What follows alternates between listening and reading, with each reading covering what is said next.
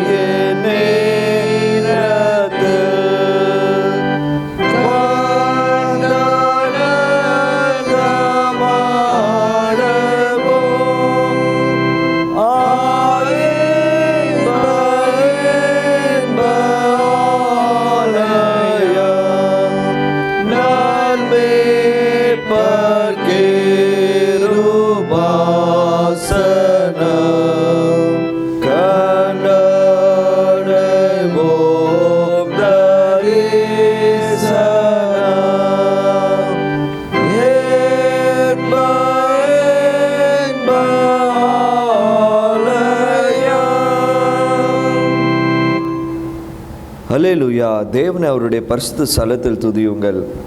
அவருடைய வல்லமை விளங்கும் ஆகாய விரிவை பார்த்து அவரை துதியுங்கள். அவருடைய வல்லமுள்ள கிரியைகளுக்காக அவரை துதியுங்கள். மாட்சிமை பொருந்திய அவருடைய மகத்துவங்களுக்காக அவரை துதியுங்கள். சுவாசமுள்ள யாவும் கர்த்தரை துதிப்பதாக. அல்லேலூயா. எங்களை அதிகமாக நேசிக்கிற அன்பின் நல்ல ஆண்டவரே, மகிழ்ச்சியான இந்த 2026ஆம் ஆண்டுக்குள்ளாக நாங்கள் பிரவேசிக்க, இந்த புத்தாண்டு ஆராதனைக்குள்ளாக நாங்கள் கலந்து கொள்ள தேவரீர் எங்களுக்கு தந்திருக்கிற மாபெரும் பாக்கியத்திற்காக உமக்கு நாங்கள் நன்றி செலுத்துகிறோம். கடந்த ஆண்டு முழுவதும் எங்களை கண்மணி போல பாதுகாத்து வழிநடத்தி வேண்டிய எல்லா விதமான நன்மைகளை நீர் ஆண்டவரே எங்களுக்கு தந்தருளி, புதிய ஆண்டுக்குள்ளாகவும் ஆண்டவரே உம்முடைய கிருபையினாலும் ஜீவன் சுகம் பலன் ஆரோக்கியம் யாவற்றையும் தந்து எங்களை பிரவேசிக்கும்படியாக தேவரீர் நீர் தந்திருக்கிற எல்லா நன்மைகளுக்காக உமக்கு நாங்கள் நன்றி செலுத்துகிறோம். இந்த புதிய ஆண்டையும் ஆண்டவரே எங்களுக்கு நீர் நேர்த்தியாக நடத்தி அருளி, எங்களுடைய வாழ்க்கையில் இருக்கிற எல்லா பகுதியும் ஆண்டவரே திருப்தியாக்கி தொடர்ந்து ஆண்டவரே நன்மையினாலே ஒவ்வொரு நாளும் நீர் முடிசூட்டி அருள வேண்டும் என்று உடைய சமூகத்தில் ஜெபிக்கிறோம். இந்த ஆராதனை வேலை உடைய கருத்துக்குள்ளாக நாங்கள் ஒப்புக் கொடுக்கிறோம். தொடர்ந்து உடைய பிரசன்னத்தினாலே எங்கள் ஒவ்வொருவரையும் வழி நடத்தி தெய்வீக ஆசீர்வாதத்தையும் சமாதானத்தையும் பெற்றவர்களாக நாங்கள் கடந்து செல்ல தேவரீர் எங்களுக்கு அருள் புரிய வேண்டும் என்று உடைய சமூகத்தில் ஜெபிக்கிறோம். தாழ்த்தி உடைய கருத்துக்குள்ளாக அர்ப்பணிக்கிறோம். நீரை பொறுப்படுத்திக் கொள்ளும், வழி நடத்தும். இயேசு கிறிஸ்து நாமத்தினாலே ஜெபிக்கிறோம். அன்பின் பரலோக பிதாவே, ஆமென். தேவனுடைய பரிசுத்த நாமத்திற்கு மகிமை உண்டாக. இந்த புத்தாண்டு ஆராதனைக்கு ஆரம்பமாக நாம் யாவரும் எழுப்பி நின்று பாமாலையின் 81வது பாடலை நாம் பாடுவோம். ஹிம் நம்பர் 81, வருஷ பிறப்பாம் என்று என்கிறதான பாடலை நாம் பாடுவோம்.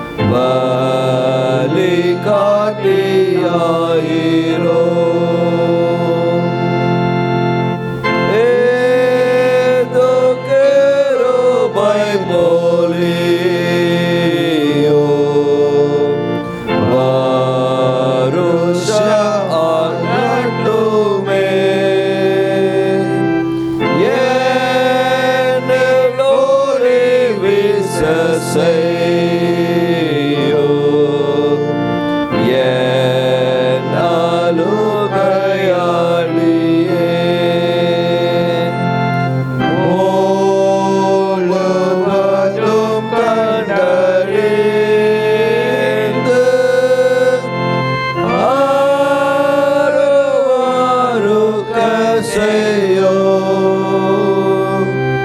பாவம் யாவரையும் மன்னித்து நற்குணத்தை அளியும்.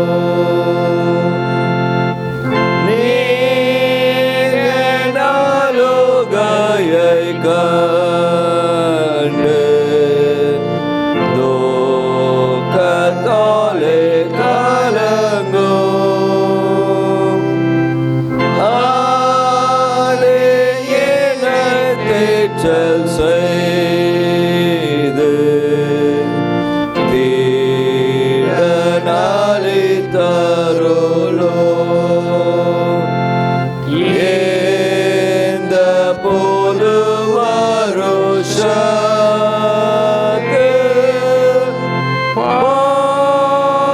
பாவத்திற்கும் கேட்டுக்கும்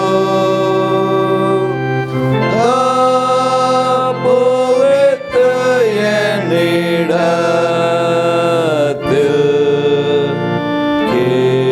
கிருபை சூழ்ந்தருளும்.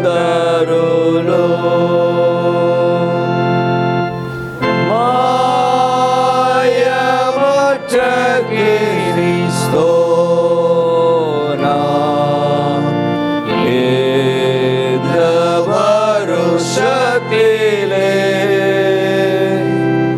நான் நடக்கத்தக்கதாக இவ்வழியும் கர்த்தரே யாவர் மேலும் அன்பின் சேர்ந்த வைத்து செய்வ பக்தியை எனக்கு ரட்சிப்புண்டாக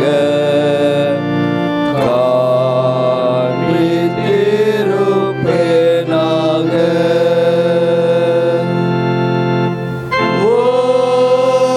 ஓரிப்பாய் வருஷத்தை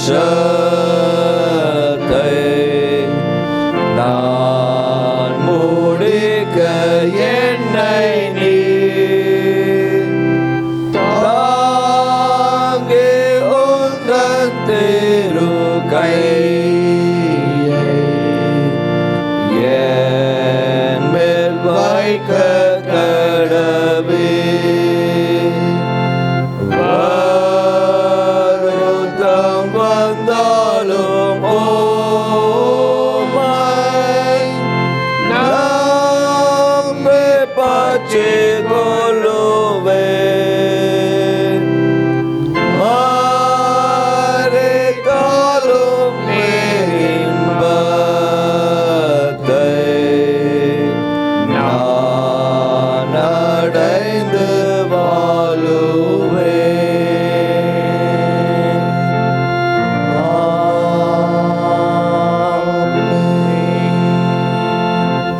ஜெபம் பண்ண கடவோம். பிதா குமாரன் பரிசுத்தாவியானவர் நாமத்தினாலே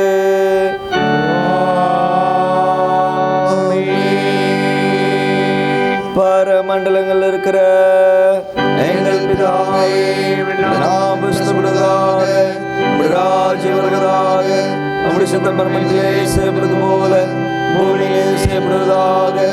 அன்றைய அப்பத்தை எங்களுக்கு தாரும். எங்களுக்கு விரோதமாக குற்றம் செய்கிறவர்களுக்கு நாங்கள் மன்னிக்கிறது போல எங்கள் குற்றங்களை மன்னியும். எங்களை சோதனையில் பிரவேசிக்கப்படாமல் தீமை தங்களை ரட்சித்துக் கொள்ளும். ராஜ்யமும் வல்லமையும் மகிமையும் என்னுடைய கனவுகளே. ஆமென். ஆண்டவரே, எங்கள் உதடுகளை திறந்தருளும். உம்முடைய புகழை தேவனே, எங்களை ரட்சிக்க விரைவாய் வாரும். ஆண்டவரே, எங்கள் சரணமன தேவரேயோ. நாம் யாவரும் எழுந்து நிற்போம். பிதாவுக்கு குமாரனுக்கு பரிசுத்தாவிக்கு மகிமை உண்டாவதாக. ஆதியிலும் இப்பொழுதும்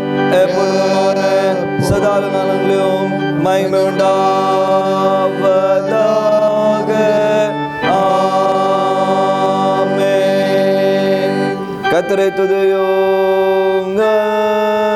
கர்த்தருடைய நாமம் துதிக்கப்படுவதாக. இன்றுவாறு 95ஆம் சங்கீதத்தை நாம் பாடுவோம்.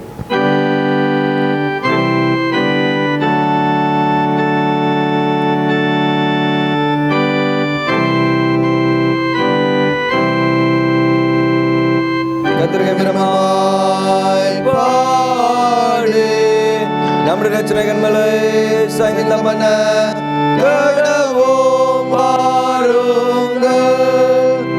அவர் முன்பாக வந்து சங்கீதம் அர்ப்பணித்து பாட கடவோம். கர்த்தரே மகாதேவனோ எல்லா தேவர்களுக்கும் மகாராஜனோ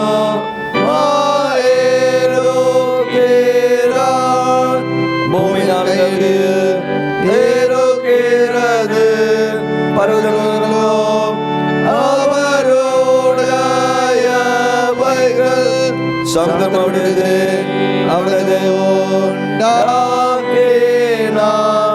வேண்டாந்தரையோ அவருடைய கரம் ஒரு வாக்கேற்று நம்மை உண்டாக்கினதற்கு முன்பாக நாம் பணிந்து குனிந்து முழங்கால் படிய கடவோம் வாருங்கள். அவர் நம்முடைய தேவன், நாமோடு மேய்ச்சங்களோ அவர் கைகளான ஆடுகளுமாமே என்ற சத்தத்தை கேட்பீர்களாகில் வனாந்தத்துக்கும் முன்னும் போதும் சோதனால் நடுவுல உங்களை தகட படுத்தாதேயுங்கள்.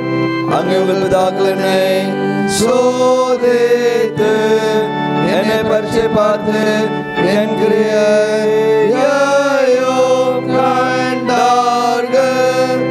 40 வருஷமாய் நான் சுத்தியை ஆலோசித்து அவரை பயமுறுத்தலும்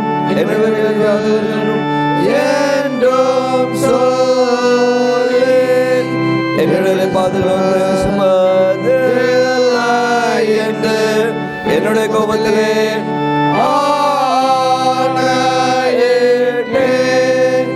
பிதாவுக்கும் குமாரனுக்கும் பரிசுத்த ஆவிக்கும்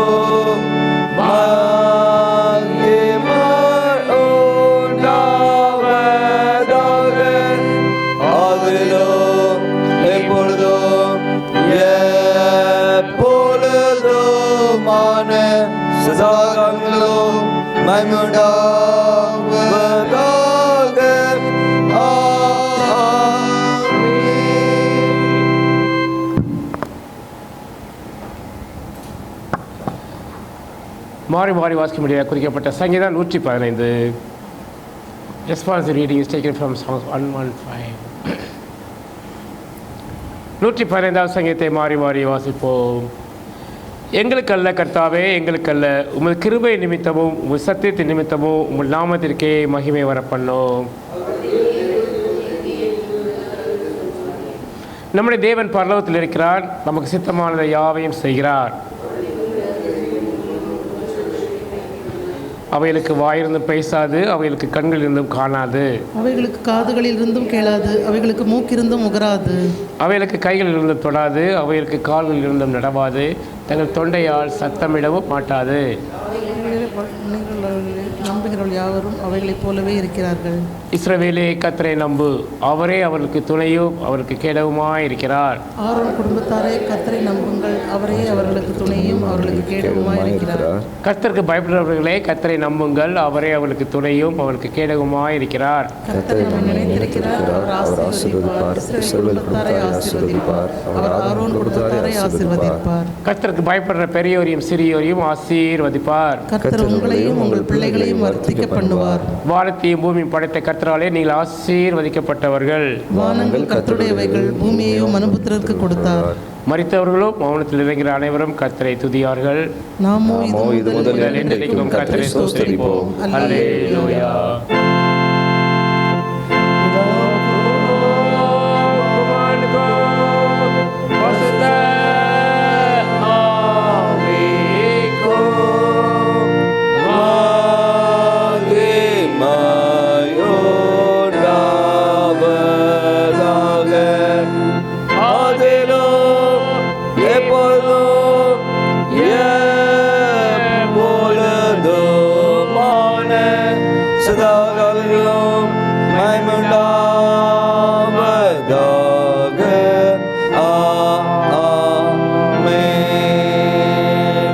சபையார் அமருவோம். முதலாம் வேத பாடத்தை நாம் வாசித்து கேட்போம்.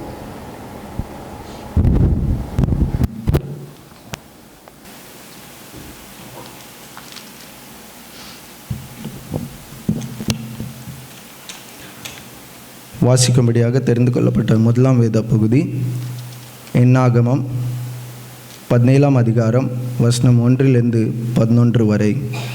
Numbers chapter 17 verses 1-11. என்னாகமம் 17ஆம் அதிகாரம் வசனம் 1-11. பின்பு கர்த்தர் மோசேயை நோக்கி, நீ இஸ்ரவேல் புத்திரரோடே பேசி அவர்கள் பிதாக்களின் வம்சங்களாகிய ஒவ்வொரு வம்சத்தினுடைய பிரபுவினிடத்தில் ஒவ்வொரு கோலாக 12 கோலை வாங்கி அவனவன் கோலில் அவனவன் பெயரை எழுதுவாயாக. லேவியனுடைய கோலின் மேல் ஆரோனின் பெயரை எழுத கடவாய். அவர்களுடைய பிதாக்களின் ஒவ்வொரு வம்ச தலைவனுக்காகவும் ஒவ்வொரு கோல் இருக்க வேண்டும். அவைகள் ஆசரிப்பு கூடாரத்திலே நான் உங்களை சந்திக்கும் ஸ்தானமாகிய சாட்சி பெட்டிக்கு முன்னே வைக்க கடவாய். அப்பொழுது நான் தெரிந்து கொள்ளுகிறவனுடைய கோல் துளிர்க்கும். இப்படி இஸ்ரவேல் புத்திரர் உங்களுக்கு விரோதமாய் முறுமுறுக்கிறது, அவர்கள் முறுமுறுப்பை என்னை விட்டு ஒழிய பண்ணுவேன் என்றார். இதை மோசே இஸ்ரவேல் புத்திரரோடே சொன்னான். அப்பொழுது அவர்களுடைய பிரபுக்கள் எல்லோரும் தங்கள் பிதாக்களுடைய வம்சத்தின்படி ஒவ்வொரு பிரபுவுக்கு ஒவ்வொரு கோலாக 12 கோல்களை அவனிடத்தில் கொடுத்தார்கள். ஆரோனின் கோலும் அவர்களுடைய கோல்களுடனே இருந்தது. அந்த கோல்களை மோசே சாட்சியின் கூடாரத்திலே கர்த்தருடைய சமூகத்தில் வைத்தான். மறுநாள் மோசே சாட்சியின் கூடாரத்திற்குள் பிரவேசித்தபோது இதோ லேவியின் குடும்பத்தாருக்கு இருந்த ஆரோனின் கோல் துளிர்ந்திருந்தது. அது துளிர்விட்டு பூ பூத்து வாதுமை பழங்களை கொடுத்தது. அப்பொழுது மோசே கர்த்தருடைய சமூகத்திலிருந்து அந்த கோல்களை எல்லாம் எடுத்து இஸ்ரவேல் புத்திரர் எல்லாருக்கும் காண வெளியே கொண்டு வந்தான். அவர்கள் கண்டு அவரவர் தங்கள் கோல்களை வாங்கி கொண்டார்கள். அப்பொழுது கர்த்தர் மோசேயை நோக்கி, ஆரோனின் கோல் அந்த கலகக்காரருக்கு விரோதமான அடையாளமாகும் பொருட்டு அதை திரும்பவும் சாட்சி பெட்டிக்கு முன்னே கொண்டு போய் வை. இப்படி அவர்கள் எனக்கு விரோதமாய் முறுமுறுப்பதை ஒழிய பண்ணுவாய். அப்பொழுது அவர்கள் சாக மாட்டார்கள் என்றார். கர்த்தர் தனக்கு கட்டளையிட்டபடியே மோசே செய்தான்.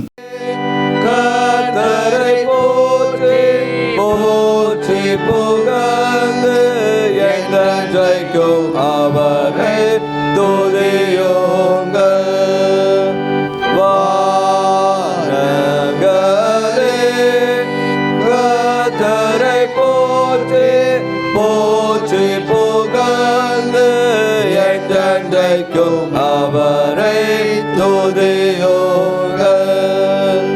மலையே பனியே கர்த்தரை போற்றி போற்றி புகழ்ந்து என்றென்றைக்கும் அவரை துதியுங்கள். அக்னியே உஷ்ணமே கர்த்தரை போற்றி புகழ்ந்து என்றென்றைக்கும் அவரை துதியுங்கள். மாரிகாலமே கோடை காலமே கர்த்தரை போற்றி போற்றி புகழ்ந்து என்றென்றைக்கும் அவரை துதியுங்கள். இரவே பகலே கர்த்தரை போற்றி போற்றி புகழ்ந்து என்றென்றைக்கும் அவரை துதியுங்கள். ஒளியே இருளே கர்த்தரை போற்றி போற்றி புகழ்ந்து என்றென்றைக்கும் அவரை துதியுங்கள். மின்னல்களே மேகங்களே கர்த்தரை போற்றி போற்றி புகழ்ந்து என்றென்றைக்கும் அவரை துதியுங்கள். மலைகளே குன்றுகளே கர்த்தரை போற்றி போற்றி புகழ்ந்து என்றென்றைக்கும் அவரை துதியுங்கள். பூமியில் மொத்தமெல்லாம் தாவரங்களே கர்த்தரை போற்றி போற்றி புகழ்ந்து என்றென்றைக்கும் அவரை துதியுங்கள். அனைத்து சகல பறவைகளே கர்த்தரை போற்றி போற்றி புகழ்ந்து என்றென்றைக்கும் அவரை துதியுங்கள். காட்டு மிருகங்களே நாட்டு மிருகங்களே கர்த்தரை போற்றி போற்றி புகழ்ந்து என்றென்றைக்கும் அவரை துதியுங்கள். மானு மக்களே கர்த்தரை போற்றி போற்றி புகழ்ந்து என்றென்றைக்கும் அவரை துதியுங்கள். கர்த்தருடைய ஊழியக்காரரே கர்த்தரை போற்றி போற்றி புகழ்ந்து என்றென்றைக்கும் அவரை துதியுங்கள். நீதிமான்களாவிகளே ஆத்துமாக்களே கர்த்தரை போற்றி போற்றி புகழ்ந்து என்றென்றைக்கும் அவரை துதியுங்கள். பரிசுத்தமும் தாழ்மையுள்ள மனிதர்களே கர்த்தரை போற்றி போற்றி புகழ்ந்து என்றென்றைக்கும் அவரை துதியுங்கள். அனனியாவே அசரியாவே மீஷாவேலே கர்த்தரை போற்றி போற்றி புகழ்ந்து என்றென்றைக்கும் அவரை துதியுங்கள். பிதாவுக்கும் குமாரனுக்கும் பரிசுத்த ஆவிக்கும் மகிமை உண்டாவதாக. ஆதியிலும் எப்பொழுதும் எப்பொழுதுமான சதாகாலங்களிலும் மகிமை உண்டாவதாக.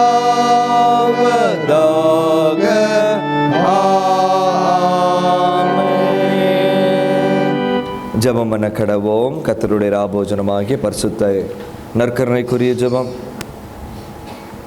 எல்லா இதயங்களும் எல்லா விருப்பங்களும் எல்லா ரகசியங்களும் அறிந்திருக்கிற சர்வ வல்லமுள்ள தேவனே, நாங்கள் தேவனிடத்தில் பரிபூர்ணமாய் அன்பு கூறவும் நமது பரிசுத்த நாமத்தை உத்தமமாய் மகிமைப்படுத்தவும் எங்கள் கர்த்தராகிய இயேசு கிறிஸ்து நிமித்தம் உமது பரிசுத்த ஆவியானவர் நேவுதலால் எங்கள் இருதயத்தின் சிந்தனைகளை சுத்தம் பண்ணி அருளோ.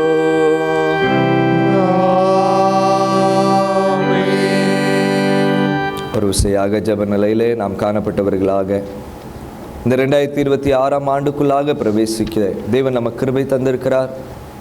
அவரோடு நாம் வைத்திருக்கிற உடன்படிக்கையானது தேவன் நம்மோடு செய்திருக்கிறதான அன்பின் உடன்படிக்கையை ஒரு விசையாக பொறுப்பித்துக் கொள்ளும்படியாக தேவன் நமக்கு கொடுத்திருக்கிற ஒவ்வொரு கட்டளைகளை ஒவ்வொரு நாளும் உண்மை உள்ளவர்களாக பின்பற்றுவதற்கு தேவன் நமக்கு கிருபை தந்தரல வேண்டும் என்று நாமே தாழ்த்தினவர்களாக உள்ளான இருதயத்திலிருந்து ஆண்டவரே, எங்களுக்கு இறங்கியதிலே இந்த பிரமாணங்கள் எல்லாவற்றையும் எங்களுடைய மனதிலே பதித்து அதை எழுதி அந்த பிரமாணத்தின்படியாக ஒவ்வொரு நாளும் நடப்பதற்கு எங்களுக்கு கிருபை தாரும் என்று நாமே ஆண்டுடைய சமூகத்திற்குள்ளாக தாழ்த்துவோம்.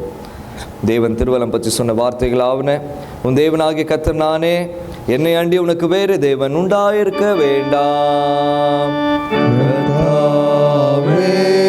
எங்களுக்கு இறங்கி இந்த பிரமாணத்தை கைக்கொள்ள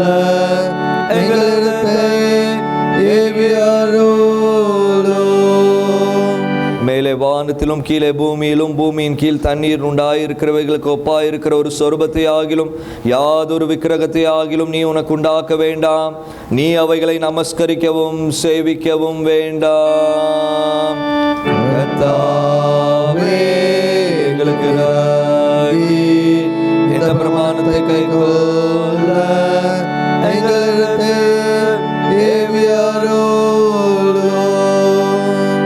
தேவனாகிய கர்த்தருடைய நாமத்தை வீணிலே வணங்காதிருப்பாயாக.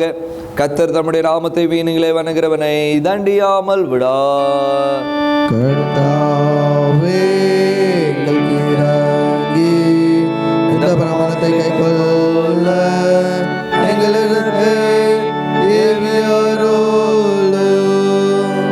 ஓய்வு நாளை பரிசுத்தமாக ஆசரிக்க நினைப்பாயாக.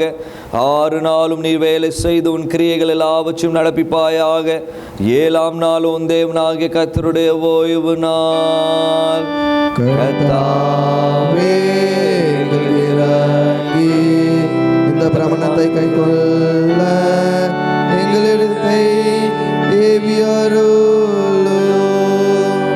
உன் தேவனாகிய கர்த்தர் உனக்கு கொடுக்கிற தேசத்தில் உன் நாட்கள் நீடித்திருக்கும்படி உன் தகப்பனையும் உன் தாயையும் கனம் பண்ணுவாயாக. கர்த்தாவே, இந்த பிரமாணத்தை கைக்கொள்ள எங்களிடத்தை கொலை செய்யாதிருப்பாயாக. கர்த்தாவே, இந்த பிரமாணத்தை கைக்கொள்ள எங்களிடத்தை விபச்சாரம் செய்யாதிருப்பாயாக. கர்த்தாவே, இந்த பிரமாணத்தை கைக்கொள்ள எங்களிடத்தை களவு செய்யாதிருப்பாயாக. கர்த்தாவே, இந்த பிரமாணத்தை கைக்கொள்ள எங்களிடத்தை பிறனுக்கு விரோதமாக பொய் சாட்சி சொல்லாதிருப்பாயாக. கர்த்தாவே, இந்த பிரமாணத்தை கைக்கொள்ள எங்களிடத்தை பிறனுடைய வீட்டையும் இச்சையாதிருப்பாயாக. பிறனுடைய மனைவியும் அவனுடைய வேலைக்காரனும் அவனுடைய வேலைக்காரியையும் அவனுடைய எருதையும் அவனுடைய கழுதையும் பெண்ணும் பெண்ணுடைய யாதொண்டையும் இச்சையாதிருப்பாயாக.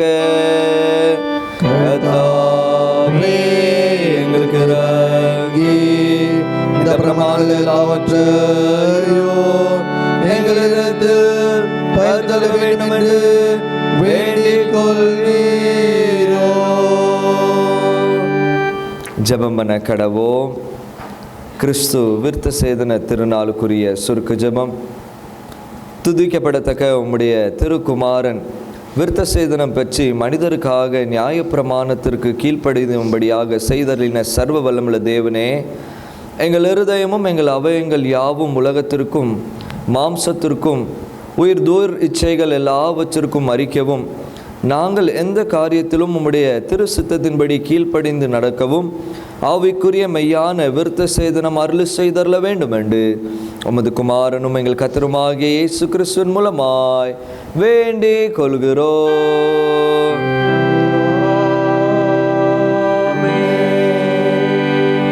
நித்திய தேவனே, உமது அடியார்களாகிய எங்களை இந்த புதிய வருஷத்தை காண செய்த ஆண்டவரே, கடந்த காலத்தில் எங்களிடத்தில் காணப்பட்ட மீறுதல்கள் எல்லாவற்றையும் மன்னித்து எங்கள் வாழ்நாள் எல்லாம் கிருபையால் என்றென்றைக்கும் நிலைத்தோங்கும்படி எங்கள் கர்த்தராகிய இயேசு கிறிஸ்துவின் மூலமாய் தாழ்மையோடு வேண்டிக் கொள்கிறோம்.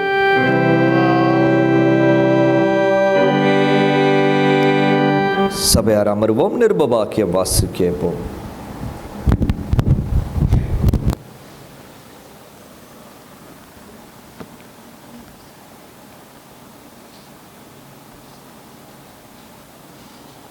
வாசிக்கும்படியாக குறிக்கப்பட்ட நிருப வாக்கியம் எபிரேயர் 13ஆம் அதிகாரம் முதல் 8 வசனங்கள். Hebrews chapter 13 verses 1 to 8. எபிரேயர் 13ஆம் அதிகாரம் முதல் 8 வசனங்கள். சகோதர சிநேகிதம் நிலைத்திருக்க கடவுது, அந்நியரை உபசரிக்க மறவாதேயுங்கள். அதனாலே சிலர் அறியாமல் தேவதூதரையும் உபசரித்தது உண்டு. கட்டப்பட்டிருக்கிறவர்களோடே நீங்களும் கட்டப்பட்டது போல அவர்கள் நினைத்து கொள்ளுங்கள். நீங்களும் சரீரத்தோடு இருக்கிறவர்கள் என்று அறிந்து தீங்கு அனுபவிக்கிறவர்களை நினைத்து கொள்ளுங்கள். விவாகம் யாவருக்குள்ளும் கனமுள்ளதாயும் விவாக மஞ்சம் அசூசிப்படாததாயும் இருப்பதாக. வேசி கிளரையும் விபச்சாரக்காரரையும் தேவன் நியாயம் தீர்ப்பார். நீங்கள் பண ஆசை இல்லாதவர்களாக நடந்து உங்களுக்கு இருக்கிறவர்களை போதும் என்று எண்ணுங்கள். நான் உன்னை விட்டு விலகுவதுமில்லை, உன்னை கைவிடுவதுமில்லை என்று அவர் சொல்லியிருக்கிறாரே.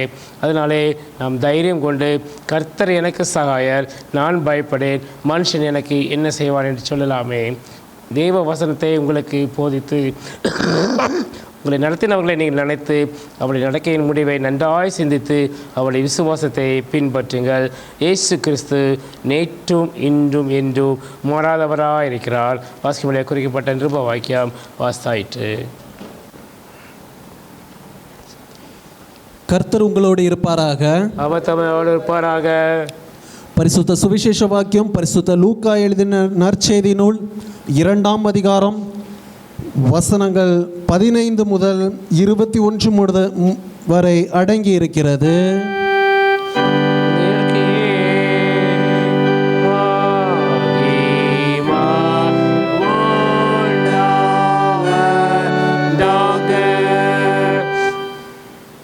The Holy Gospel has been taken from St. Luke chapter 2 verses 15 to 21 onwards.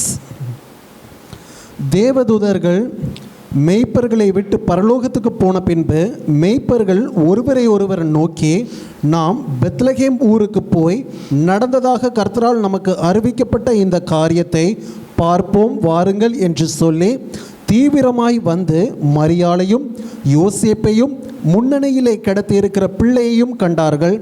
கண்டு அந்த பிள்ளையை குறித்து தங்களுக்கு சொல்லப்பட்ட சங்கதியை பிரசித்தம் பண்ணினார்கள். மெய்ப்பராலே தங்களுக்கு சொல்லப்பட்டதை கேட்ட யாவரும் அவைகளை குறித்து ஆச்சரியப்பட்டார்கள். மரியாளோ அந்த சங்கதிகளை எல்லாம் தன் இருதயத்திலே வைத்து சிந்தனை பண்ணினாள். மெய்ப்பர்களும் தங்களுக்கு சொல்லப்பட்டதின்படியே கேட்டு கண்ட எல்லாவற்றிற்காகவும் தேவனை மகிமைப்படுத்தி துதித்து கொண்டு திரும்பி போனார்கள். பிள்ளைக்கு விருத்த சேதனம் பண்ண வேண்டிய 8ஆம் நாளிலே அது கர்ப்பத்திலே உற்பவிக்கிறதற்கு முன்னே தேவதூதனால் சொல்லப்பட்டபடியே அதற்கு இயேசு என்று பெயரிட்டார்கள் என்பது.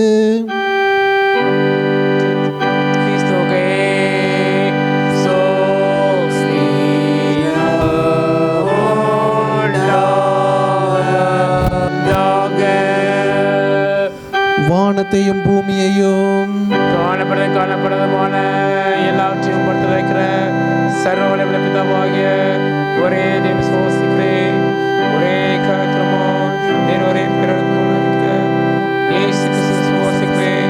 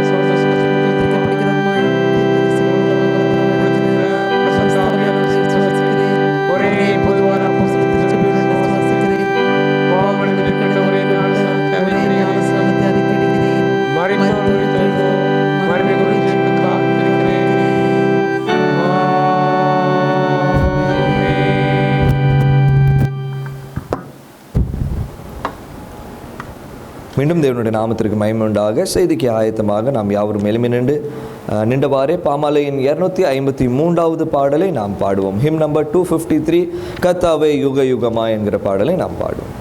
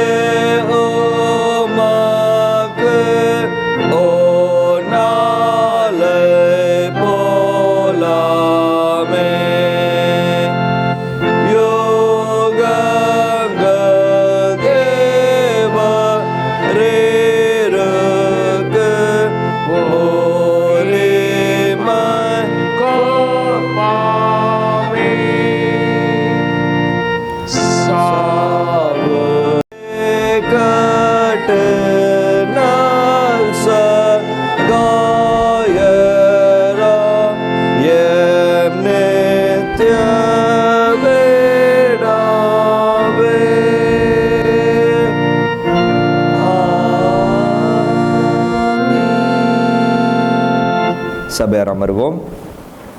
தலைகளை தாழ்த்தி நாம் ஜெபிப்போம். நேசிக்கிற அன்பின் நல்ல ஆண்டவரே, மனமகிழ்ச்சியான இந்த புத்தாண்டு ஆராதனைக்காக உமக்கு நாங்கள் நன்றி செலுத்துகிறோம்.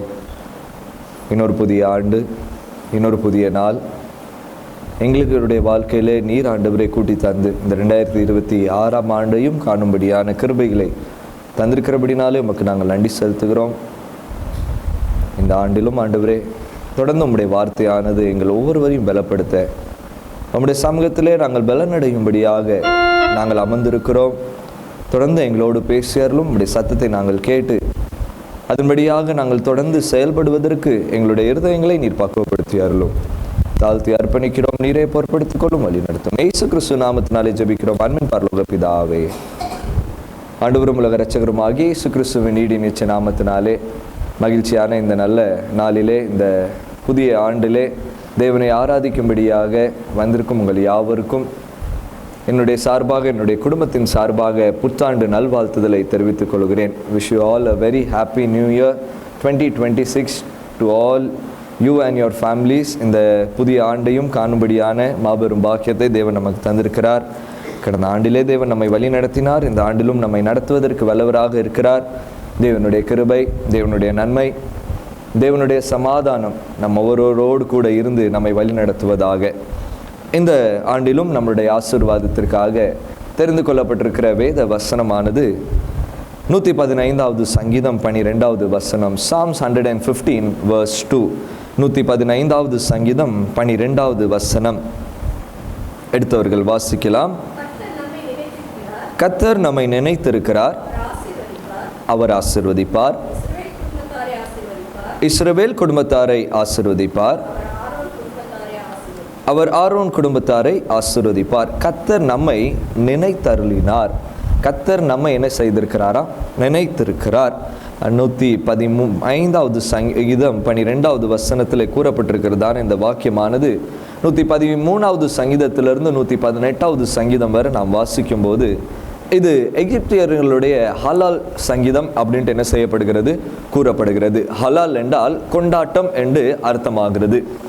இந்த எகிப்தின் அடிமைத்தனத்திலிருந்து இஸ்ரவேலின் ஜனங்கள் எப்பொழுது விடுதலை பெற்றார்களோ அந்த விடுதலையை எண்ணி பார்த்து அவர்கள் தேவனுடைய சமூகத்திலே கொண்டாடுகிற அல்லது பஸ்கா பண்டிகை கொண்டாடுகிற எப்பொழுதெல்லாம் தேவனை நினைவு கூர்ந்து நாங்கள் அடிமைத்தனத்திலிருந்து விடுதலை பெற்றவர்களாக இருக்கிறோம் என்பதை நினைவு கூறுகிறார்களோ அப்பொழுதெல்லாம் இந்த 113வது சங்கீதத்திலிருந்து 118வது சங்கீதம் வரை பாடுவது அவர்களுடைய வழக்கமாக என்ன செய்கிறது? காணப்படுகிறது.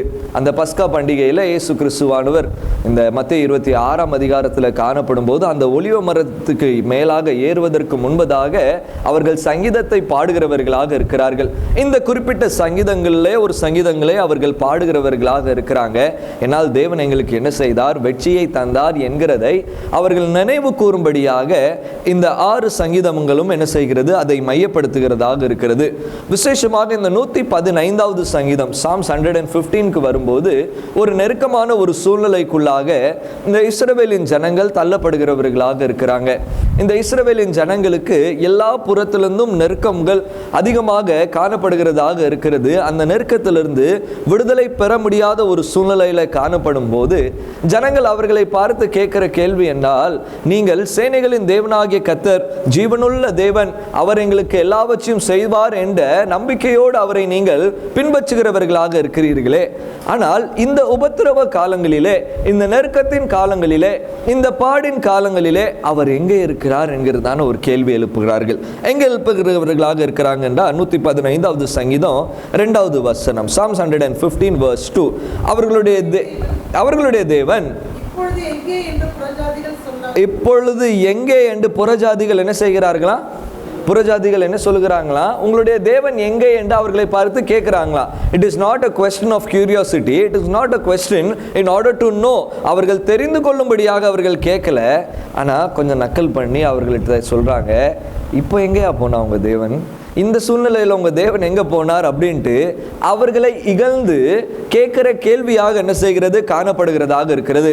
ஆகவேதான் இந்த 115வது சங்கீதத்தில் முதல் 3 வசனங்களை பார்க்கும்போது தேவனுடைய மகிமை எப்படிப்பட்டதாக இருக்கிறது என்று சங்கீதக்காரன் ஆரம்பித்து இந்த 4வது வசனத்திலிருந்து 8வது வசனம் வரை எப்படியாக இந்த தேவனுக்கு விரோதமாக இருக்கிறதான அந்நிய விக்கிரகங்களுக்கு எந்த ஒரு வல்லமை இல்லாத ஒரு காரியமாக காணப்படுகிறது என்று அங்க கூறுகிறவராக இருக்கிறார். விக்கிரகங்கள் எப்படி இருக்கிறதா? அதற்கு கண்ணு இருக்கிறதா, ஆனா என்னது இல்லையா? பார்வை காண முடியலையா? அதற்கு வாய் இருக்கு, ஆனா என்ன செய்ய முடியல? பேச முடியல. அதற்கு கால்கள் இருக்கு, ஆனா அது என்ன செய்ய முடியல? நடக்க முடியல. கைகள் இருக்கு, அது செயல்பட முடியல என்று இங்கே அவர் வர்ணிக்கிறவராக இருந்து அவர் என்ன கூற விரும்புகிறார் என்றால், இந்த விக்கிரகங்களை நம்பாதபடிக்கு 9வது வசனத்தில் வரும்போது, இஸ்ரவேலரே கர்த்தரை என்ன செய்யுங்க? நம்புங்க. கர்த்தரை என்ன செய்யுங்க? நம்புங்க அப்படின்ட்டு சொல்லிட்டு ஆரோனின் குடும்பத்தாரை எல்லாரும் என்ன செய்யுங்க? நீங்க கர்த்தரை நம்புங்க, கர்த்தருக்கு பயப்படுகிறவர்களே நீங்க கர்த்தரை நம்புங்க என்று சொல்லி 12வது வசனத்தில் அவர் கூறுகிறவராக இருக்கிறார். கர்த்தர் நம்மை என்ன செய்திருக்கிறாரா? கர்த்தர் நம்ம என்ன செய்திருக்கிறாரா? நினைத்திருக்கிறார். Lord has remembered us. நினைத்திருக்கிறார். எந்த காரியத்தை நாம் நினைவு கூறுகிறவர்களாக இருக்கிறோம்? நினைவு கூறுதல் என்றால் என்ன? அல்லது what do you mean by the word remember? Remember அப்படின்ட்டு சொன்னாலே ஏதோ ஒரு காரியத்தை நம்மளுடைய மனதுக்குள்ளாக கொண்டு வருவது, கால் டு மைண்ட் அல்லது கால் டு ஆக்டிவ் அட்டென்ஷன். திடீரென்று ஒரு காரியத்தை நம்மளுடைய மனதுக்கு நேராக கொண்டு வந்து அதற்கு கவனம் செலுத்துவது தான் என்னதாக இருக்கிறது? ஞாபகப்படுத்துவது அல்லது நினைத்தருளுவது என்று என்ன செய்கிறது? காணப்படுகிறதாக இருக்கிறது. மனிதனுடைய தன்மை எப்படியாக இருக்கிறது? எதையெல்லாம் ஞாபகம் வைக்கணுமோ அதெல்லாம் நம்ம என்ன செய்ய மாட்டோம்? ஞாபகம் வைக்க மாட்டோம். எதெல்லாம் ஞாபகம் வைக்கக்கூடாதோ அதெல்லாம் நம்ம என்ன செஞ்சுருப்போம்? நல்லா என்ன செஞ்சுருப்போம்? ஞாபகம் வச்சிருப்போம். ஆனால் இங்கே என்ன சொல்லப்படுகிறது என்றால், தேவன் நம்ம என்ன செய்திருக்கிறாரா? அப்போ தேவன் இதற்கு முன்பாக நம்மை மறந்து விட்டாரா? அல்லது தேவனுக்கு மறக்கிற ஒரு தன்மை இருக்கிறதா? எதற்காக இங்க சங்கீதக்காரன் சொல்லுகிறார், தேவன் நம்மை நினைத்தருள் இருக்கிறார். அப்படின்னா இதுவரை தேவன் என்ன செய்யல, நம்மை நினைக்கல, தேவன் நம்மை மறந்துட்டார், தேவன் திடீரென்று இப்போதான் அவருக்கு என்ன செஞ்சிச்சு, நம்மை குறித்து ஞாபகம் வந்துச்சு அப்படின்ட்டு அர்த்தமா? தேவனுக்கு மறக்கிறதுக்கு ஒருபோதும் அவர் மறக்கிற தேவனே இல்லை. அவர் மறக்கிற தேவனே, அவருக்கு மறதி என்றால் என்னென்று என்ன செய்யாது, தெரியவே தெரியாது, அல்லது அவருடைய நினைவுக்குள்ளாக கொண்டு வரும்படியாக எதுவுமே இல்லை. அவர் எப்பொழுதும் நம்மை நினைவு கூறுகிறவராக என்ன செய்கிறார், காணப்படுகிறவராக இருக்கிறார். ஏசாயா தீர்க்கதரிசி புஸ்தகத்தில் சொல்லுகிறார், தாய் தன் சேயை மறந்து போனாலும் நான் உன்னை என்ன செய்ய மாட்டேன். இஸ்ரவேலின் தேவன் உறங்குவதும் இல்லை, தூங்குவதும் இல்லை. அவர் காக்கிறவராக இருக்கிறார். அவர் நம்மை நினைவு கூறுகிறவராக இருக்கிறார். எப்பொழுதும் அவர் என்ன செய்கிறவராக இருக்கிறார், நம் மீது கரிசனை கொள்கிறவராக இருக்கிறார். அப்போ what does he mean when he says the Lord has remembered us? அதற்கு அர்த்தம் என்னவாக இருக்கிறது என்றால், தேவன் நினைவு கூர்ந்தார் என்றால் தேவன் நம்மை ஆசீர்வதித்தார் என்று பதமாக இருக்கிறது. ஹல்லேலூயா, ஹல்லேலூயா. அதுவும் எப்படிப்பட்டதான நினைவு கூறுதலாக இருக்கிறது, நினைத்தருளினார் அப்படின்ட்டு என்ன செய்யப்பட்டிருக்கிறது, சொல்லப்பட்டிருக்கிறது. நீங்க கிராமட்டிக்கலாகவும் பார்த்தீங்க அப்படின்னா it is a past continuous tense. அவர் ரிமெம்பர்ட் அப்படின்ட்டு சொல்லும்போது அவர் நினைவு கூர்ந்து கொண்டே இருக்கிறார். அவர் என்ன செய்யல, நம்மளை பிற்காலத்திலையும் அவர் மறக்கல, இந்த காலத்திலையும் அவர் நம்மை மறக்கல. But he is continuously remembering us அப்படிங்கிறத தான் இங்க சொல்லப்பட்டிருக்கிறதான காரியம். கர்த்தர் நம்மை என்ன செய்தருளினார், நினைத்து அருளினவராக என்ன செய்கிறார், இருக்கிறார். அந்த நினைத்து அருளினார் என்றால் கர்த்தர் நம்மை ஆசீர்வதிக்கிறவராக இருக்கிறார். வால்டர் பெர்கமன் என்கிறதான தேவ மனிதன் இப்படியாக கூறுகிறவராக இருக்கிறார், divine remembering is the move from promise to performance. தேவன் எதை வாக்கு கொடுத்திருக்கிறாரோ அந்த வாக்கை செயல்பாட்டுக்குள்ளாக கொண்டு வருவதே கர்த்தர் நம்மை நினைவு கூர்ந்திருக்கிறார் என்கிறதற்கு பதமாகும் அப்படின்ட்டு சொல்லுகிறார். இன்னொரு தேவ மனிதன் டெரிக் கிண்டர் என்கிறதான தேவ மனிதன் இப்படியாக கூறுகிறார், when God remembers he intervenes. தேவன் நினைத்தருளினார் என்றால் நம்மளுடைய வாழ்க்கையிலே அவர் ஈடுபடுகிறவராக இருக்கிறார். நம்மளுடைய வாழ்க்கையில நேராக வந்து அவர் டைசெக்ட் பண்ணுகிறவராக இருக்கிறார். அவர் நேரடியாக வந்து நம்மை அவர் ஆசீர்வதிக்கிற தேவனாக இருக்கிறார். அப்போ கர்த்தர் நம்மை நினைத்தருளினார் என்றால் முந்தியும் அவர் ஆசீர்வதித்தவராக இருக்கிறார், இன்னைக்கும் என்னை ஆசீர்வதிக்கிறவராக இருக்கிறார், வருங்காலத்திலையும் அவர் என்னை ஆசீர்வதிப்பதற்கு வல்லவராக என்ன செய்கிறார். இந்த உலகமானது நம்ம என்ன செய்கிறது, மறந்து போகிறதாக இருக்கிறது. இந்த உலகமானது நமக்கு ஆசீர்வாதத்தை கொண்டு வராமல் போகலாம். ஆனால் தேவனோ நம்மை என்றும் நினைத்தருகிற தேவனாக என்ன செய்கிறார், காணப்படுகிறவராக இருக்கிறார். 1895 ஆண்டிலே ஏமி கார்மைக்கல் என்கிறதான அம்மையார் தமிழ்நாட்டிலே தோனாவூர் என்கிறதான ஒரு கிராமத்திற்குள்ளாக என்ன செஞ்சாங்க, கடந்து வந்தவர்களாக இருக்கிறாங்க. அவர்களை குறித்து வரலாறு தெரியும். கிட்டத்தட்ட 55 ஆண்டுகள் இந்த தமிழ்நாட்டில் என்ன செய்தார்கள், பணியை, தேவனுடைய பணியை செய்தார்கள். வந்த புதுசிலே, அவர்கள் வந்த உடனேயே அவர்களுடைய கண்களுக்கு தோன்றின காரியம் என்னவென்றால், இந்த கோயில்களுக்குள்ளாக விபச்சாரத்தினாலே பாதிக்கப்பட்டிருக்கிற பெண்களை அவர்கள் விடுதலை செய்ய வேண்டும் என்பதுதான் அவர்களுடைய மாபெரிய தாகமாக என்ன செய்தது, காணப்பட்டது. இந்த கோயில்களுக்குள்ளாக தேவனை வழிபடுகிறோம் என்று இந்த பெண்களை கொண்டு தேவனுடைய சமூகத்தில், அந்த விக்கிரகங்களுடைய சமூகத்தில் கொண்டு போய் விட்டு அதை தேவதாசி சிஸ்டம் என்ன செய்வாங்க, கூறுவாங்க. அப்படின்னா என்னது, இந்த சிறு பிள்ளையே முதல்ல என்ன செஞ்சிருப்பாங்க, அந்த கடவுளுக்காக நேர்ந்து விட்டுருப்பாங்க. அப்போ அந்த சிறு பிள்ளையானவள் கொஞ்சம் வளர்ந்து வரும்போது அவளை கொண்டு போய் என்ன செஞ்சிருவாங்க, கோயிலில் விட்டுருவாங்க. அந்த கோயிலில் விட்ட பிள்ளை அந்த கோயிலுக்குள்ளே தான் என்ன செய்வா, இருப்பா. இப்போ அந்த கோயிலுக்குள்ள யாரெல்லாம் வந்து அந்த விக்கிரகத்தை வணங்குற வருகிறவர்களாக இருக்கிறாங்களோ அந்த விக்கிரகங்களை வணங்குறவர்கள் இந்த பிள்ளைகளை தவறாக என்ன செய்கிறார்கள், பயன்படுத்துகிறவர்களாக, தங்களுடைய சுய இச்சையை நிறைவேற்றும்படியாக அவர்களை பயன்படுத்தி விபச்சாரத்திற்குள்ளாக செயல்படுத்துகிறவர்களாக என்ன செய்கிறாங்க, இருக்கிறாங்க. இந்த ஏமி கார்மைக்கல் அம்மா இங்க வரும்போது இதை கண்டு ரொம்ப வேதனை அடைந்தவர்களாக இருக்கிறாங்க. வேதனை அடைந்து இதற்கு விரோதமாக என்ன செஞ்சாங்க, போராடினவர்களாக இருந்தாங்க. இப்படி பாதிப்புல இருக்கிற பெண்களை அவர்கள் விடுதலை செய்யும்படியாக பல காரியங்களை செய்தவர்களாக இருந்தாங்க. ஆனால் அவர்களுக்கு ஆதரவு என்ன செய்யலை, கிடைக்கவே இல்லை. அவர்களுக்கு பெரிய விதமான எதிர்ப்புகள் என்ன செய்தது இருந்தது. ஏன்னா அவ்வளோ பெரிய பெரிய கோயில்கள் விக்கிரகங்களை ஆளுகிறவர்கள் என்ன செய்தார்கள், இது உங்களுக்கு வேண்டாத ஒரு காரியமாக இருக்கிறது, நீங்கள் எங்களுடைய கலாச்சாரத்திற்கு விரோதமாக செயல்படுகிறீர்கள், தேவனுக்கு விரோதமாக நீங்க செயல்படுகிறீர்கள் என்று அவர்களை ரொம்ப எச்சரித்தவர்களாக இருந்தாங்க. உயிருக்கு பாதிப்பு உண்டாகும் சூழ்நிலைக்குள்ளாகவும் சில நேரத்தில் தள்ளினவர்களாக இருந்தாங்க. அவர்களை குறித்து அவர்களுடைய தேசம் இங்கிலாந்துல இருக்கிறதான அவர்களுடைய தேசத்துக்கு கடிதம் எழுதி, இந்த பெண்மணி ஆனவள் இந்தியா தேசத்திற்கு வந்து இந்தியா தேசத்தினுடைய பலவிதமான கஸ்டம்ஸ், பலவிதமான ட்ரெடிஷன்ஸ், பாரம்பரியங்கள், கலாச்சாரங்களை அவள் என்ன செய்கிறாள், கெடுக்கிறவளாக இருக்கிறார் என்று கடிதங்கள் என்ன செய்யறாங்க, எழுதுகிறவர்களாக இருக்கிறாங்க. இந்த கடிதத்தை அவர்கள் வாசித்து, அவர்கள் வந்து இங்க என்ன செய்யல, எதையுமே பார்க்கல. அந்த கடிதத்தை வாசித்து இந்த ஏமி கார்மைக்கல் அம்மாவுக்கு எந்த ஒரு உதவி என்ன செய்யக்கூடாது, செய்யக்கூடாது என்று அவர்கள் என்ன செய்தார்கள், எண்ணினவர்களாக இருந்தார்கள். அந்த சூழ்நிலையில ஏமி கார்மைக்கல் அம்மா அவர்களுடைய டைரியில இவ்வாறாக எழுதுகிறவர்களாக இருக்கிறாங்க.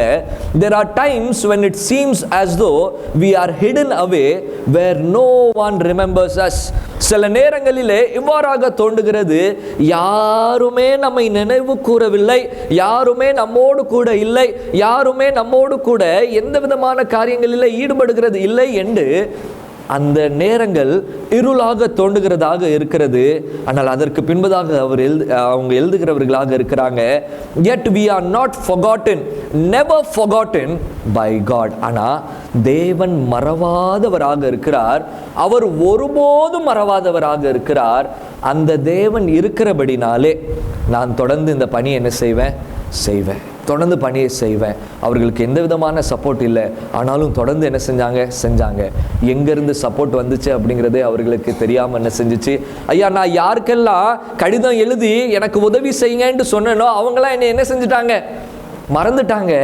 யாருக்கு நான் கடிதம் எழுதவே இல்லையோ அவங்க என்னை நினைவு கூர்ந்து கர்த்தர் என்னை அவ்விதமாக ஆசீர்வதித்தவராக இருக்கிறார் என்று ஏமி கார்மைக்கல் அம்மா எழுதுகிறவர்களாக என்ன செய்கிறாங்க, இருக்கிறாங்க. அவ்வாறாக தேவனுடைய பணியை செய்து எப்பொழுது தேவன் நம் மத்தியிலே ஈடுபடுகிறவராக, நம்மளுடைய வாழ்க்கையில அவர் வருகிறவராக இருக்கிறாரோ உடனடியாக நமக்கு தேவன் நம்மை ஆசீர்வதிக்கிறவராக என்ன செய்கிறார், காணப்படுகிறவராக இருக்கிறார். யாரெல்லாம் அவர் ஆசீர்வதிக்கிறவராக இருக்கிறார்? அந்த 112வது வசனத்துல மூவரை குறித்து கூறப்பட்டிருக்கிறது. முதலாவது, அவர் என்ன செய்கிறவராக இருக்கிறாரா, அவர் என்ன செய்கிறாரா, ஆசீர்வதிக்கிறார். இரண்டாவது, அவர் இஸ்ரவேல் குடும்பத்தாரை ஆசீர்வதிக்கிறார். மூன்றாவது, முதலாவது காரியம், அவர் ஆசீர்வதிக்க. அவருடைய ஆசீர்வாதம் எப்படிப்பட்டதாக இருக்கிறது? அவருடைய ஆசீர்வாதமானது அவர் நம்மை அவருடைய பிரசன்னத்தினாலே, அவருடைய பாதுகாப்பினாலே, அவர் நம்மை பாதுகாப்பினாலும் பிரசன்னத்தினாலும் அவர் நமக்கு வேண்டிய நன்மையினாலே தேவன் நம்மை நடத்தும்படியாக அவர் நம்மை ஆசீர்வதிக்கிறவராக இருக்கிறார். ஹல்லேலூயா. இந்த ஆசீர்வாதம் எப்படிப்பட்டதாக இருக்கு அப்படின்னா, ஆசீர்வாதம் அப்படின்ட்டு சொன்ன உடனேயே ரொம்ப லக்ஸரியா, ரொம்ப பெரிய காரியங்களை தேவன் செய்வார் என்று நம்மளுடைய எண்ணமாக என்ன செய்கிறது? அப்படிதானே? ஆண்டவர் நமக்கு என்ன தருவார்? நல்ல பில்டிங்கில் ஒரு வீடை தருவார், நல்ல காரை தருவார், நல்ல வேலையை தருவார், வேலையில் பல லட்ச ரூபாய் சம்பளத்தை தருவார் அப்படின்ட்டு சொன்னால் அது எப்படியாக இருக்கிறது? அது அதுதான் நமக்கு என்னதாக இருக்கிறது. ஆனால் இங்கே சொல்லப்படுகிற ஆசீர்வாதம் அப்படி இல்லை. முதலாவது காரியம் அங்கே சொல்லப்படுகிறதான ஆசீர்வாதம் எப்படியாக இருக்கிறது என்றால், அவர் ஆசீர்வதிப்பார் என்றார், அவர் அன்றாட தேவைகளை நமக்கு நிறைவேற்றுகிறவராக என்ன செய்கிறார்? ஒவ்வொரு நாளும் நமக்கு வேண்டிய பாதுகாப்பை அவர் என்ன செய்கிறவராக இருக்கிறார். ஒவ்வொரு நாளும் நமக்கு வேண்டிய பராமரிப்பை அவர் தருகிறவராக இருக்கிறார்.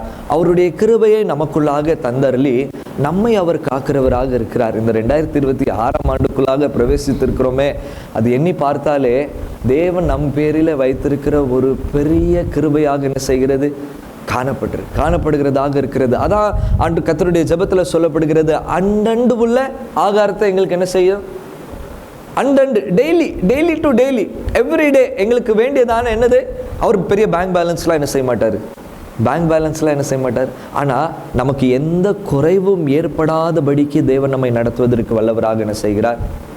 வல்லவராக என்ன செய்கிறார்? இருக்கிறார். 1 ராஜாக்கள் 17ஆம் அதிகாரம் 8ஆம் வசனத்திலிருந்து 16ஆம் வசனம் வரைக்கும் நாம் பார்க்கும்போது ஒரு பெரிய பஞ்சம் என்ன செய்கிறது?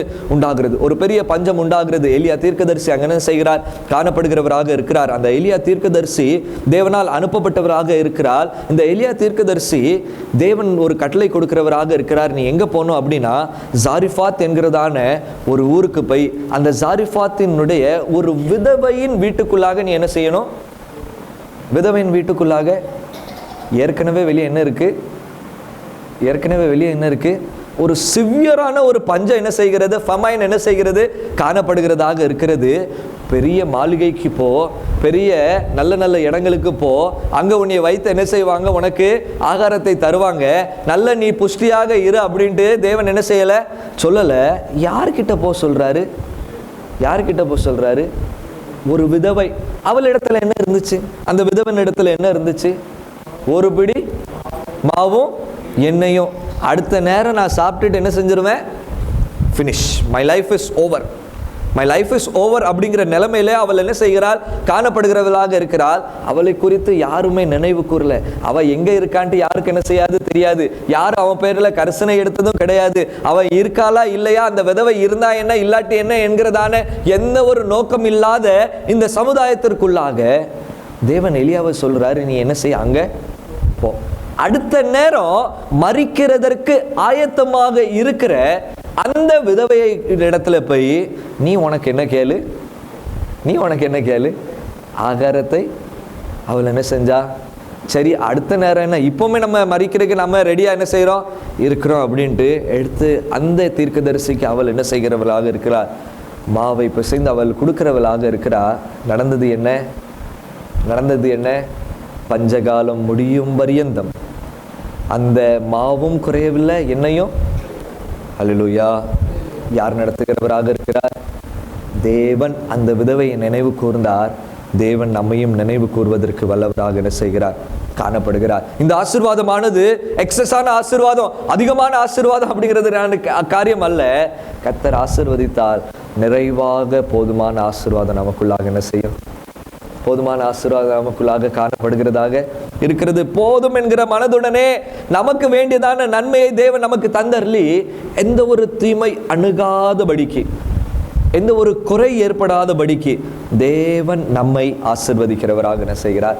காணப்படுகிறார். இரண்டாவது காரியமாக யாரை ஆசீர்வதிக்கிறார் என்றால், அவர் இஸ்ரவேலின் குடும்பத்தாரை என்ன செய்கிறவராக இருக்கிறார்? யார் இந்த இஸ்ரவேலின் குடும்பத்தார்? 430 ஆண்டுகள் அடிமைத்தனத்தில் என்ன செய்கிறாங்க? இருக்கிறாங்க.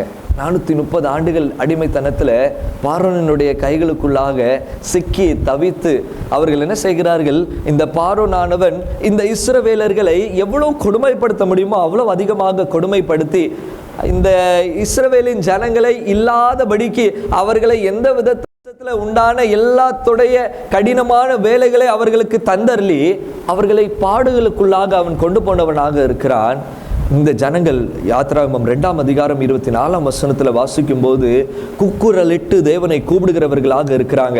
தேவன் என்ன செய்கிறவராக இருக்கிறார்? வாசிக்கலாம். யாத்திராகமம் 2ஆம் அதிகாரம் 24ஆம் வசனம். தேவன்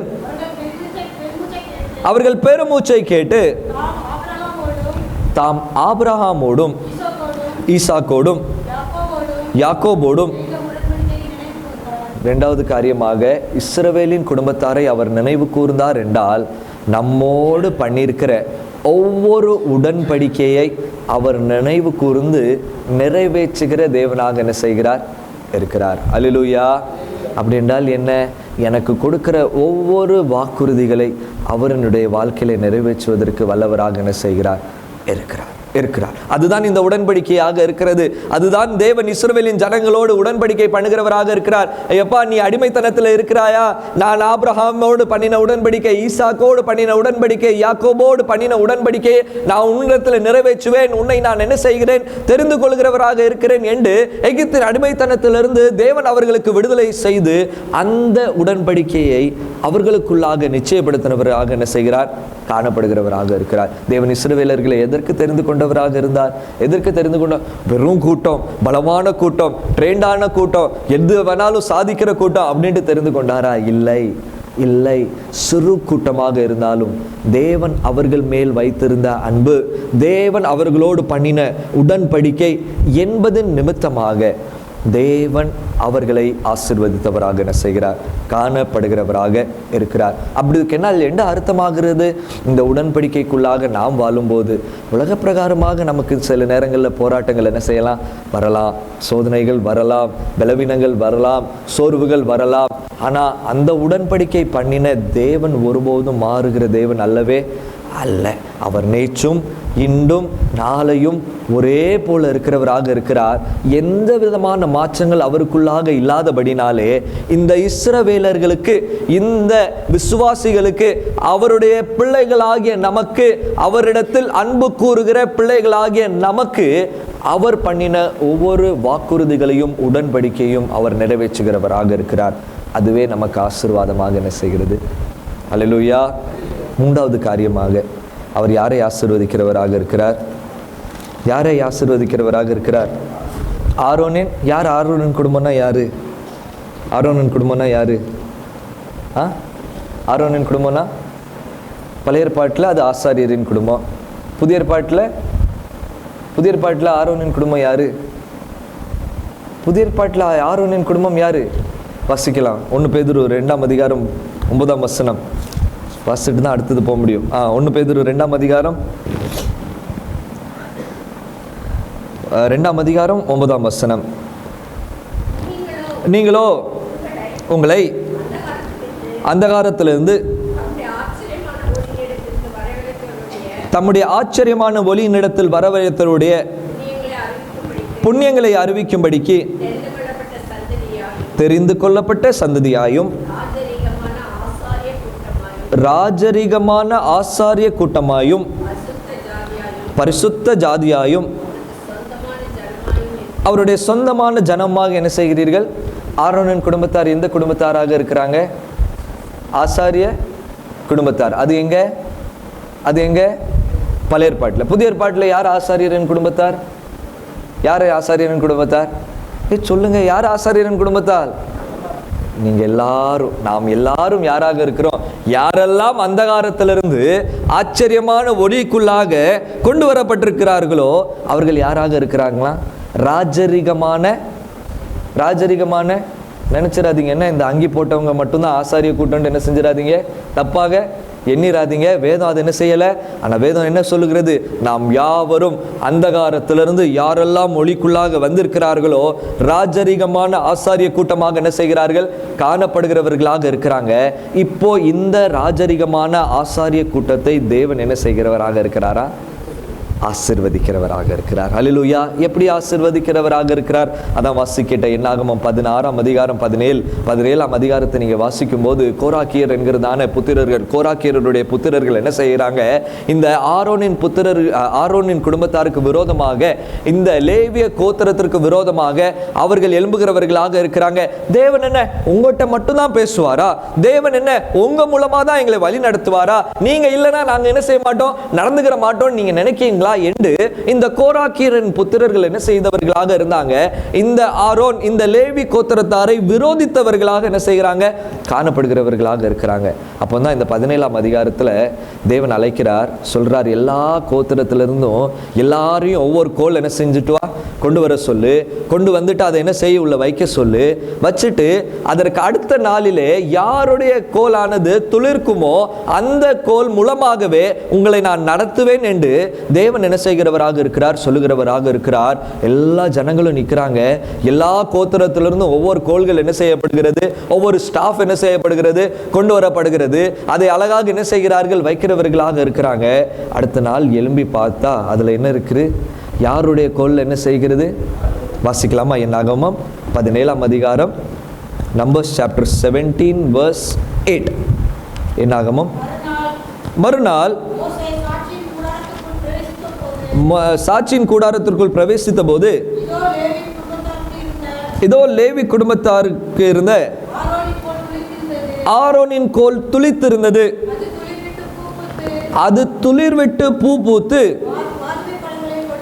வாதுமை பழத்தை என்ன செய்கிறதாக இருக்கிறது, கொடுத்ததாக இருக்கிறது. இந்த ஆண்டுக்குள்ளாகவும் நாம் பிரவேசிக்கும் போது தேவன் நம்மை ஆசீர்வதிப்பார் என்றால் எப்படி ஆசீர்வாதம் என்றால் ஆவிக்குரிய ஆசீர்வாதத்தை தேவன் நமக்கு தருகிறவராக இருக்கிறார். அல்லேலூயா.